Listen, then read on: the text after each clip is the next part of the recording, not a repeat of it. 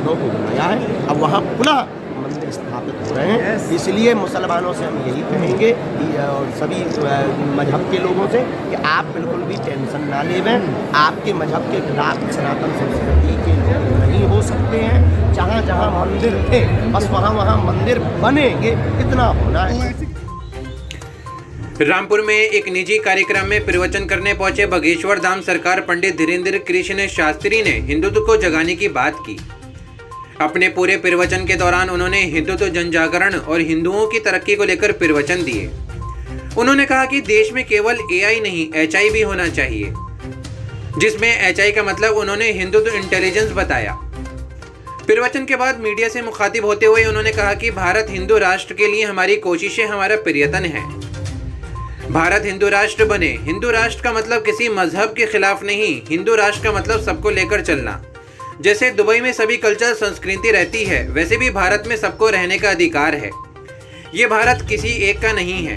सबके दादा परदादाओं ने आज़ादी के लिए युद्ध लड़े हैं, अपने प्राणों की आहुतियाँ दी हैं। हिंदुत्व का मतलब यह है कि जीवन जीने का सही विचारधारा। हिंदुत्व का मतलब अहिंसावादी जीवन। हिंदुत्व का मतलब सबको लेकर चलने का जीवन। हिंदुत्व का मतलब भारत को विश्व गुरु बनाने की पहल। और क्या कुछ कहा, आप सुनिए उन्हीं की जुबानी।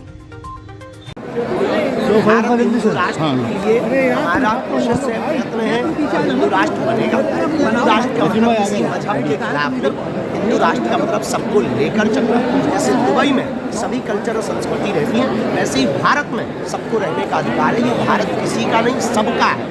सबके दादा परदादाओं ने आज़ादी के लिए युद्ध लड़े हैं, आज़ादी के लिए अपने प्राणों की आहुतियाँ दी हैं। हिंदुत्व का मतलब ये जीवन जीने की सीख, हिंदुत्व का मतलब जीवन जीने की विचारधारा, हिंदुत्व का मतलब अहिंसावादी जीवन, हिंदुत्व का मतलब सबको लेकर चलने का जीवन, हिंदुत्व का मतलब भारत को विश्व गुरु बनाने की पहल। संभल वाले बयान पर आपकी बहुत चर्चा हो रही है। संभल वाले बयान पर हमने कुछ गलत नहीं दिया। वहाँ के कलेक्टर महोदय और वहाँ के SP महोदय, धन्यवाद के बाद वहाँ के एक एक कार्यकर्ता, एक एक पुलिस अधिकारी और एक एक पदाधिकारी धन्यवाद के पात्र हैं। सदियों से बंद पड़े हनुमान मंदिर और शिव मंदिर को खोल डाला। खुदाई होने के बाद में वो निकले हैं, जहाँ जहाँ ले गए वहाँ निकलेंगे। ये सनातन का युग है, स्वर्णिम युग है। हमारे देश में आक्रांताओं ने, बाबरों ने, ब्रिटिश के समय में मुगलों ने, चंगेज खान जैसे धूर्तों ने जो भारतीय सनातन संस्कृति की धरोहर मंदिरों को तोड़कर मस्जिदों को बनाया है, अब वहाँ पुनः मंदिर स्थापित हो रहे हैं। इसलिए मुसलमानों से हम यही कहेंगे और सभी मजहब के लोगों से कि आप बिल्कुल भी टेंशन ना लेवें।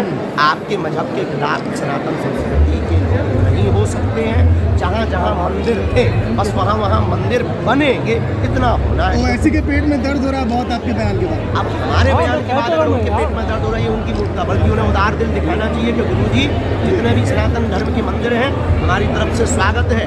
और के आदेश का उल्लंघन करना, देश की आचार संहिता को ना मानना, देश के संविधान का मजाक उड़ाना है। और हम तो कहते हैं जो सुप्रीम कोर्ट के हमारे मंदिर की जांच करवा लें, हमें कोई दिक्कत नहीं हुई है। किसी हमारे हिंदुओं को तो दिक्कत नहीं होगी, कहीं भी मंदिर की जांच हो जाए, उन्हें क्यों दिक्कत? इसका मतलब कोर्ट है, इसका मतलब उन्हें पता है कि अंदर शिव जी बैठे।